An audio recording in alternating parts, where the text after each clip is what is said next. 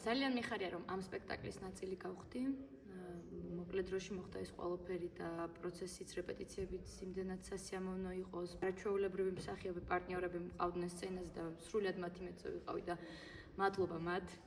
მადლობა ბატონ ლევანს, მადლობა თეატრის სახელოსნოს. ჩემი პირველი სპექტაკლია ამ თეატრში და რაც ყველაზე მთავარია ის თემა, რაზეც არის სპექტაკლი და მიხარია რომ საშუალება მაქვს რომ ამაზე სცენიდან ვილაპარაკო და მივმართო მაყურებელს რომ შეუძლებელია გამიჯნო ხელოვნება და პოლიტიკა და სამწუხაროა ასევე რომ იგივე ნაირად ვებრძვით ბოროტებას და თითქმის იგივე რეჟიმს როგორც ვებრძოდით წლების წინ.